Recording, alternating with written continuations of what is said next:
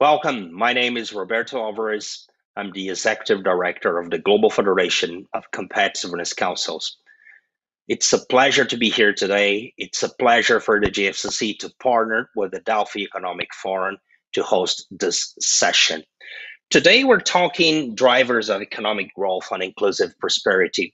I think that all of us have realized recently, especially as the pandemic has highlighted some of the weaknesses that we have in societies, but also the connections between nature and economy, health and economy. In addition to that, it's pretty clear, and we have data to show that innovation is a key driver for the future. I'm privileged today to be here and to be joined by some amazing colleagues coming from different parts of the globe.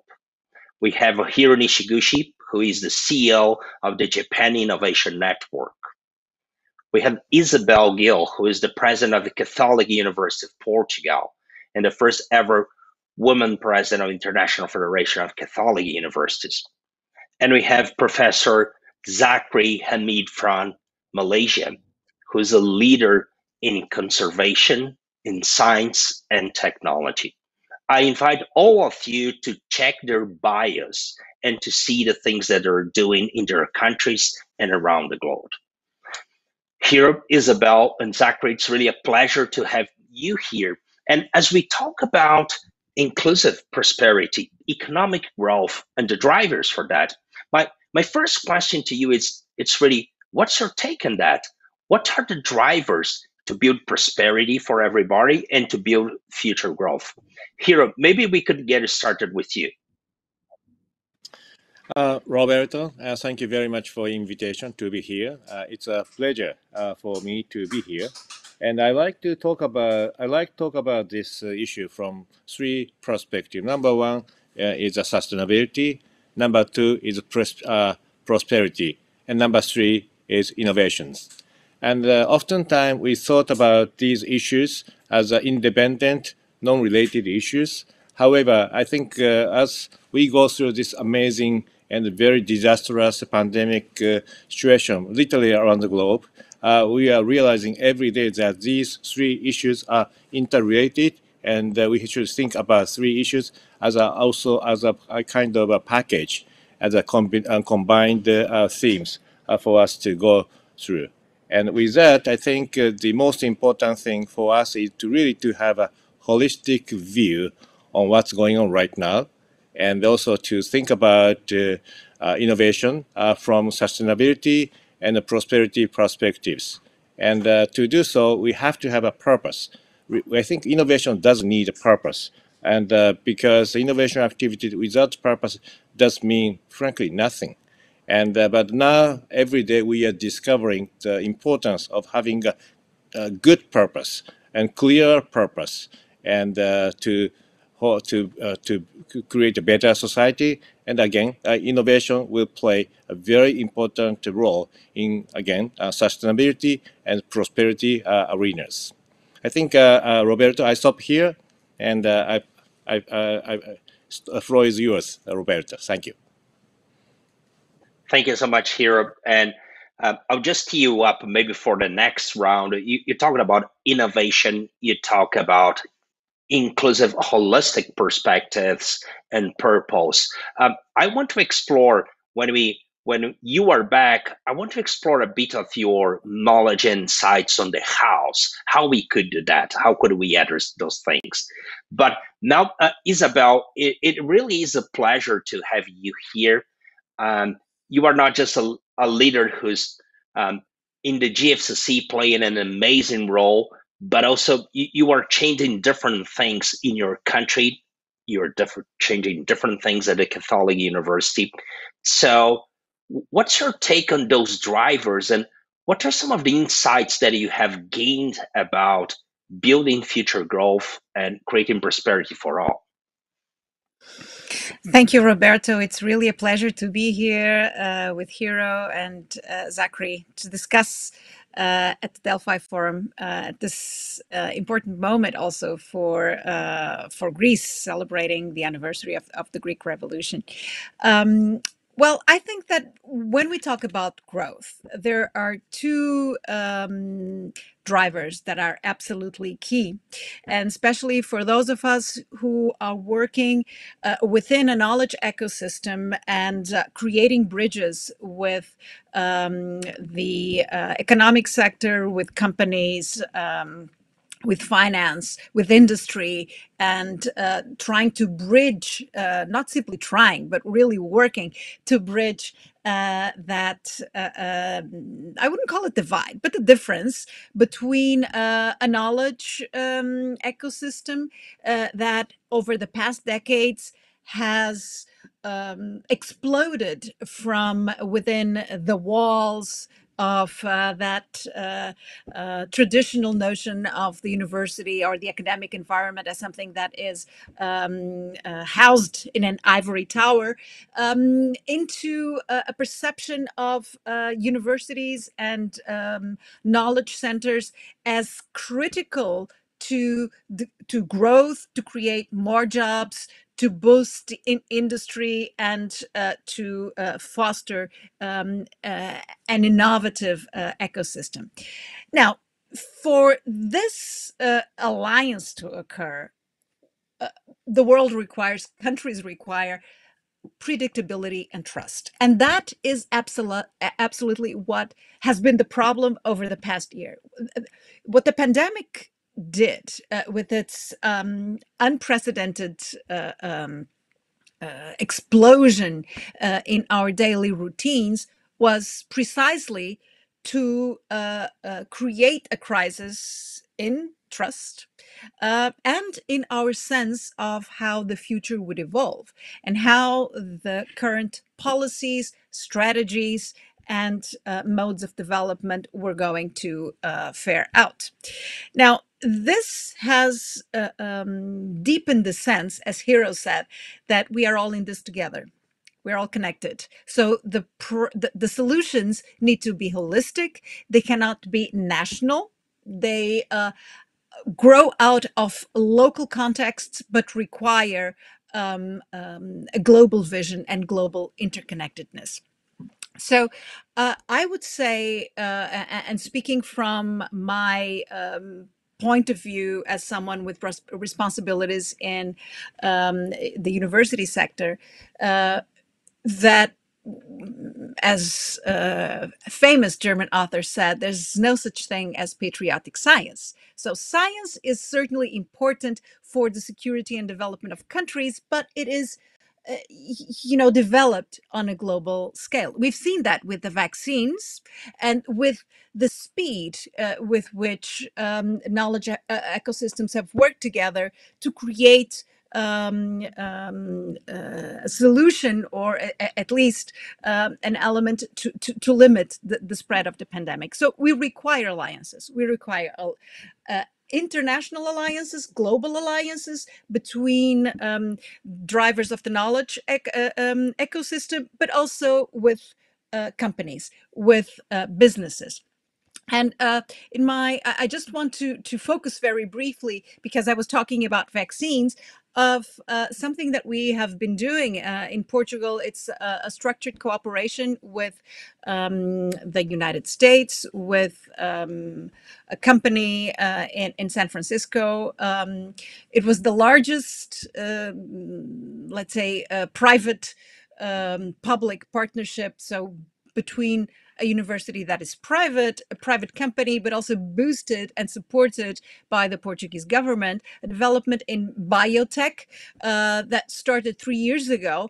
And through this cooperation, we had developed the kind of trust that allowed us to build from that partnership to enhance now collaboration with the American Infectious Disease Research Institute, IVRI, to work on the development of sustainable vaccine adjuvants. So this will enable, on the one hand, lower the cost of vaccines, not only for COVID, but for other areas of other disease areas, and boost or put biotech science and development at the service of society.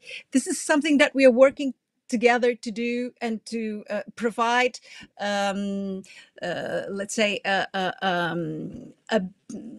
not only a relevant and representative case study of university, private sector, and government collaboration, but really with, as you were saying, Roberto, with a purpose.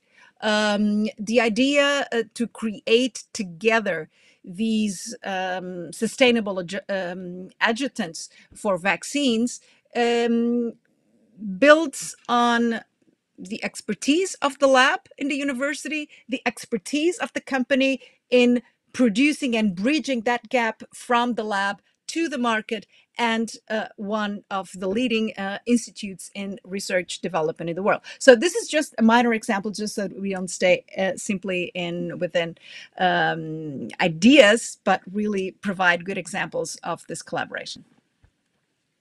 That's amazing, Isabel. So thank you so much for sharing. When I go back to you, one of the things that I want to ask you, it's really about your secret source to build those partnerships. You mentioned cross-sector collaboration, public-private partnerships, and doing that not just at the local level, but the global level. That's quite challenging in some way. So just I want to leave the idea for us to explore in the next round.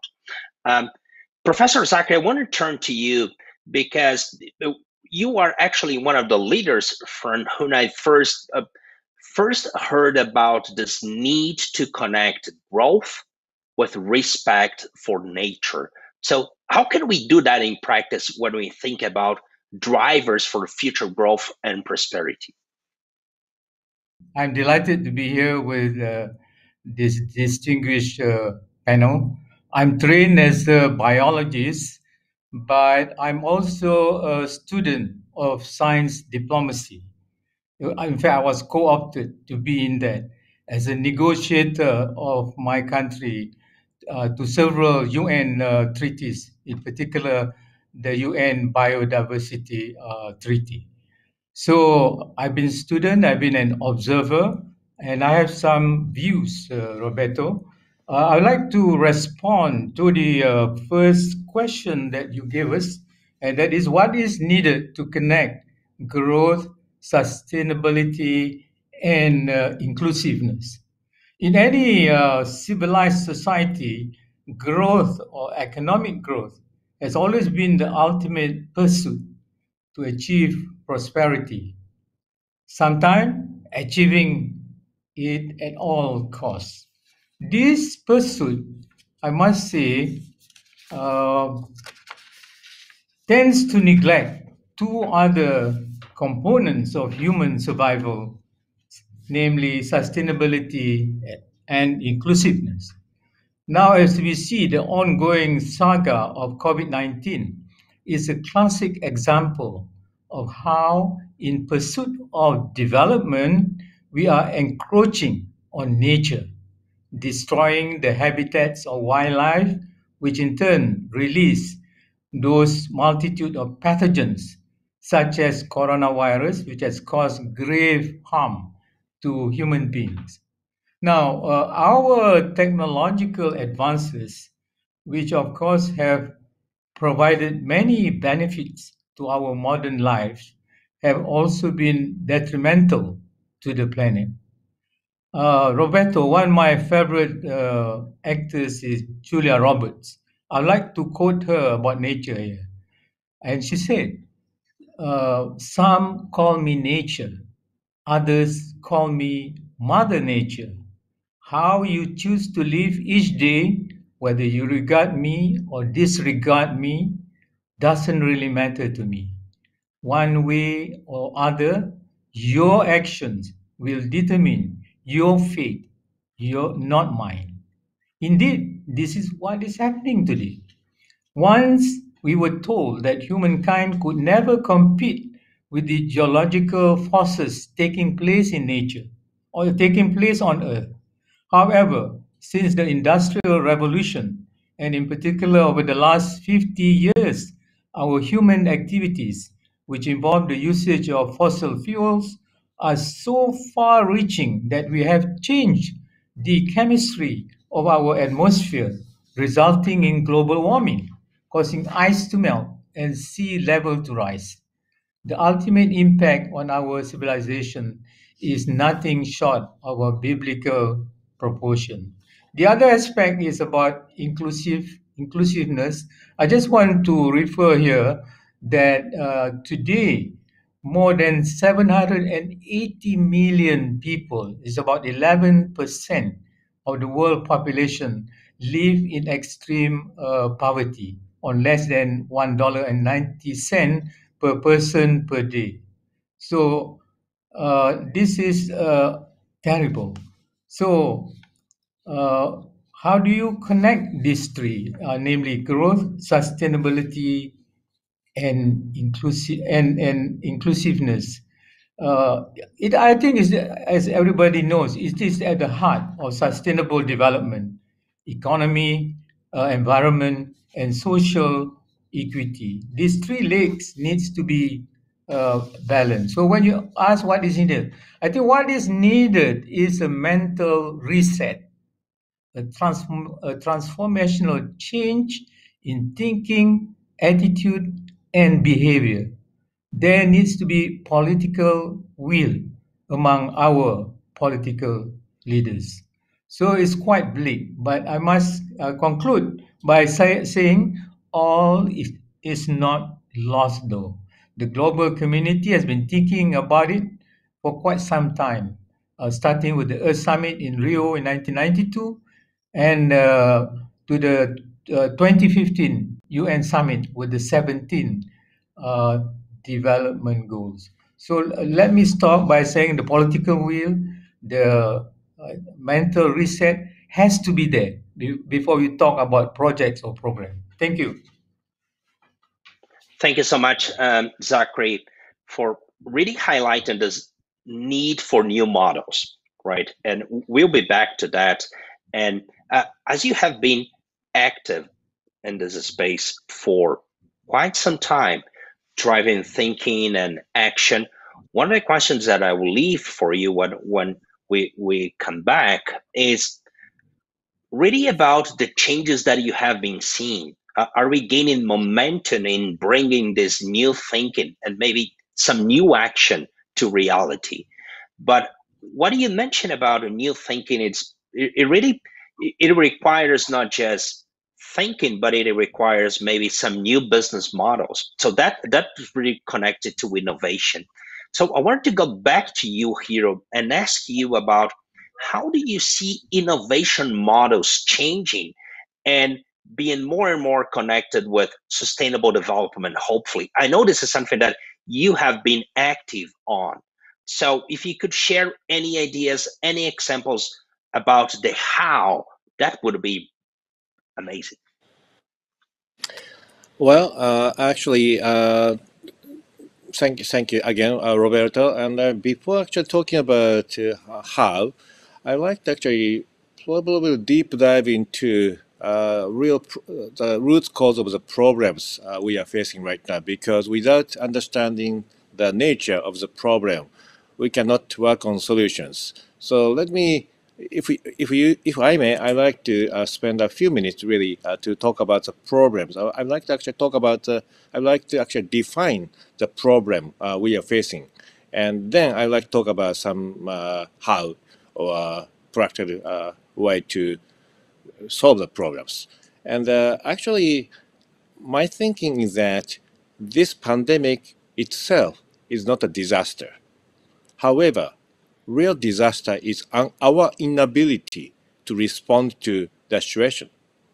The, unfortunately, the pandemic has forced us to reveal our weakness and, frankly, sometimes inability to even to prepare for or to respond to the situation. And let me take a look at the situation from the very holistic viewpoint. And I'd like to use some metaphor. And I think everybody watching this video must be using some sort of smartphone. And actually, when you see the smartphone, you have basically three components in the system. Number one, the hardware. Number two, applis. You use your applis every day, I think. And actually, what you don't see every day, however, you use it every day, is operating system. And I think based on actually two amazing panelists' comments, I'd like to propose some idea, which is probably we have to upgrade our operating system right now of this society, and also for innovation. And in fact, as is often the case, even if you have a wonderful applis, and unless your operating system or OS is upgraded, actually you can use your apps. And sometimes in your smartphone, you will have unfortunately have some virus, and the operating system has to be able to deal with viruses, right? And so what we are observing right now is this: our operating system of the society needs to be upgraded to deal with various changes we are looking at every day. And digitalization is not actually about operating system. It is, in fact, from my perspective, it's more like apps, and our communication tools more like apps. So we do have, for the past 15 years, we are introducing this civilization has been introducing new apps to our civilization. However, without upgrading our operating system. So we have wonderful so many apps in almost in every country. However, operating system of our society is very much, frankly speaking, outdated or sometimes obsolete. So we are using wonderful, amazing, top-notch apps every day with a very obsolete operating system. And then what is obsolete about this operating system? As Isabel said, Zachary said, we do have very actually narrow and silo structure, and we are lacking fundamental components, sometimes political will and goodwill and trust. So what we should have in our operating system as a society is sometimes missing. Okay, and then let's talk about innovation. And innovation is by nature, by definition, is a non-linear activities. It is a series of try and error activities. It's a non-linear activities. And to do non-linear activities, you have to have an operating system to support and accelerate non-linear try and error activities. That can be for social innovation, it can be technological innovation, it can be business innovation. For any innovation, what you do is a non-linear try and error activities. Because by definition, innovation will be achieved only when you come up with a hypothesis, you validate the hypothesis, then you implement the validated hypothesis into reality. And in the business case, yes, you have to be able to have a successful business model to have a profitable and sustainable business. So with that, and again, we have to have an operating system to do such non-linear innovation activities. And then as I said in my first presentation, but the innovation does need a purpose, and the purpose may be the purpose can be very different, and purpose can be at a very different level. However, I think as for the corporate innovation, I think for any organizations, actually most of organizations, the operating system is based upon kind of belief that activity has to be linear. Again, as I said a few minutes ago, the nature of innovation activities are non-linear activities.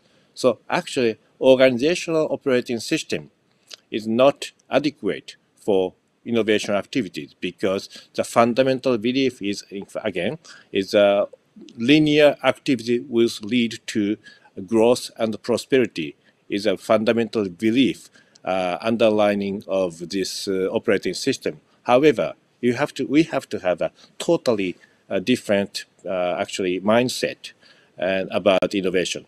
And mindset is again is about innovation is a non-linear activities. However, to realize such a to transform such a mindset into actions, we have to have actually three things. Number one, people. Number two, management system.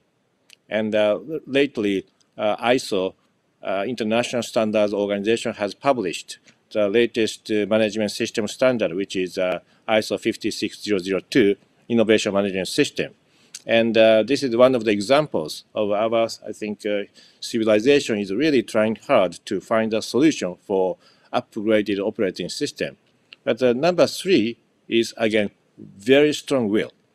So we need a purpose, people, management system, and the will, very strong will to go through this very, frankly, unpredictable and changing environment.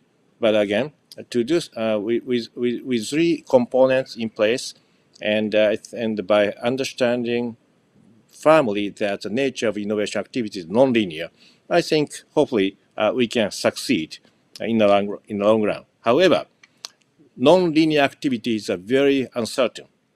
Unfortunately, our civilizations are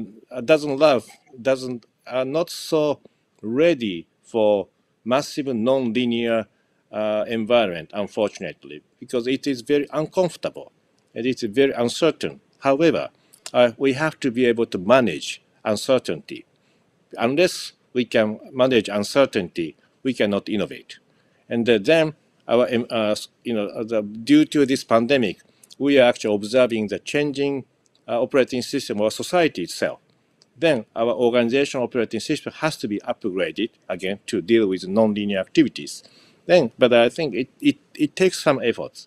But I think the role of the leaders and leadership is very important going forward, because unless leader is convinced of the value of such a non-linear activities and the necessity to have a upgraded operating system or management system, it's very difficult to even begin this journey. I think, Robert, I stop here, and I don't know if I have talked about the how, but I think I'm sure you will come back to me with any question if you have. Thank you so much.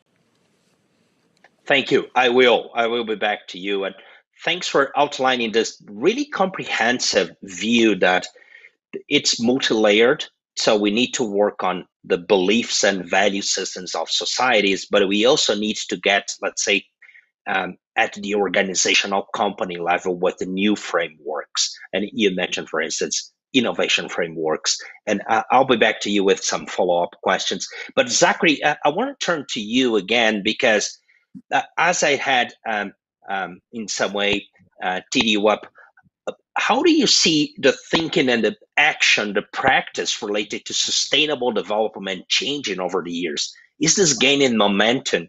Is the new type of thinking that you mentioned, that Hiro has just stressed again, changing?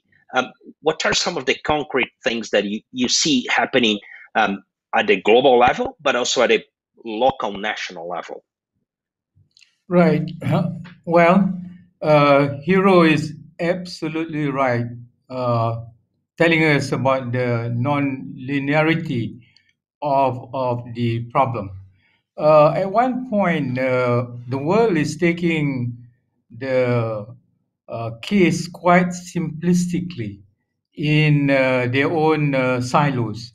Take, for example, at one time during the Earth Summit itself, the Convention on Biodiversity is discussed in isolation with climate change. But we know the problem of sustainability and also to a certain extent inclusivity is multi-sectoral. It's multidisciplinary. It needs a whole host of different actors or stakeholders. But through the years, about 30 years or so, it has changed. It has changed in a positive manner, I would say. Take, for instance, today, people are saying climate change and biodiversity loss are two sides of the same coin. So you cannot solve one without paying attention to the other. Secondly, I think the political momentum has its ups and downs, but more ups than down. For instance, to agree to the 2030 development agenda is no small feat, but we witness world leaders agreeing to it, the 17 SDGs. And so is the climate, Paris Agreement on Climate. But I think you would also agree with me to a certain extent. There's too much rhetoric at the UN or at different levels. So they don't walk the talk. So this is where, again, I insist that this mental transformation needs to happen, and leaders need to show the way. So some of the good things now, of course, for instance, the US is back in climate change, but the previous leader doesn't want to have anything to do with it. But the current holder of the White House is more constructive. So we are looking for that kind of political leadership. But Roberto and other friends, I think those are things at the global level, and sometimes it's rhetorical. The real action, I think, is at the local level. As they say, think global, act local. If you want to make a difference, if you want to have innovation as the key to solve some of this problem, things must happen at the local level. And there should be uh, promoters of trying to encourage that. I have some experience with the Islamic Development Bank. I will relate to you some of the things that they are doing today. Thank you. Thank you. That's great, because one of the questions that I had for you, Zachary, was really about if capital allocation is changing, right? We heard the other day. I heard the other day that 3/4 of global fund managers are planning to change their investments in order to allocate capital to more to SGS, sustainable assets, ESG, etc. So is that happening in practice? Thanks for highlighting that, because I'll be back to you on that and to get your feeling and information. But Isabel, I think when we got it started, you mentioned partnerships and building innovative partnerships, right? Hero has mentioned this thing about this multi-layered process. I would say that we need to change mentalities, but we need to change frameworks. And Zachary has just mentioned multidisciplinarity, which really connects to what you said, right? At different levels, from the local reality, as we just heard, to global reality. What is the secret to build those partnerships? You've been doing that, and you have been a force to drive change in institutions too. So what is the secret to drive that type of change? What is the secret to build those complex partnerships? Well, I think Hero and Zachary already spoke about what is important in driving change, and I will just say what, from my very minor perspective, what has really occurred. On the one hand, first you require a sense of understanding that the decisions you make, albeit local, may and will, if you are working in a knowledge ecosystem, have global impact. So you have to be aware of being embedded in a global ecosystem, being aware of what the drivers for change are, feeling and understanding the interconnectedness of the impacts of your policies and your actions in a global context. I think this is the hardest thing, for instance, when we talk about sustainability and when governments or institutions need to implement environmental friendly policies in their countries, because the impact, the added value, may not be perceived immediately and on the short term by the people who are being called upon to take on these practices and own these policies. The measures that we take at my institution, in my country, in Portugal, in our continent, in Europe, will have an impact in Asia, in Africa, in South America. Now, that is a hard sell for politicians and for populations in general. But this is why fora such as this are important. So I think first one has to think globally, albeit working on a local level, but you have to feel that you are part of a global community of will, of interest, of purpose. Then you require a vision, of course. If you don't have that cosmopolitan view, your interventions will be simply aimed at a narrow dimension, which, in faced with the complexity of the challenges and the environmental society that we have, will not be very productive. So you require that cosmopolitan vision, will, of course, and leadership, as Zachary was saying, but also a sense of pragmatism and being very aware of what your priorities are. And I want to focus now on one of the priorities for this. We're all talking about a mental reset, about change. We understand that we are faced with a watershed moment, and that there is no second opportunity to make the necessary transformations. And what is at the center? We've spoken about regulatory frameworks, leadership. Well, but I want to focus now on people. People in our institutions and on the corporate level at universities, they are the change makers. If we are not able to, from the different perspectives, either as politicians, as corporate leaders, as scientists, if we cannot inspire the people we work with, the people we are responsible for, to cooperate and to act on that change, then there will be no future. And one of the issues that with the incredible technological advances that we are faced with, AI, automation, digital transformation, even the implementation of ESG compliant models at our institutions.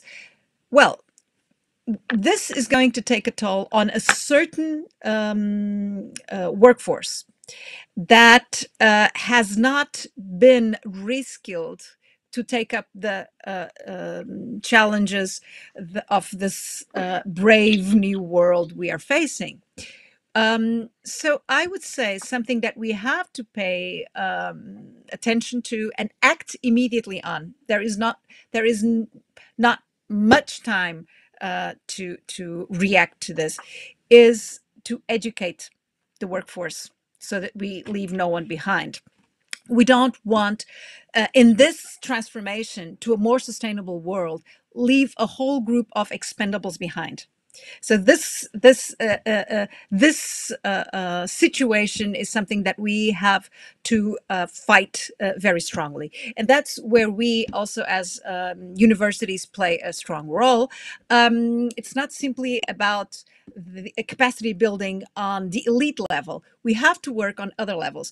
Work with companies, work with government in reskilling, upskilling, finding new ways to prepare the workforce for the challenges they are faced with. Otherwise, and this is a topic of our discussion here today, we will have growth, but with stronger inequality. Because we will have a group of people throughout the globe who will have no chance of being part of the transformation.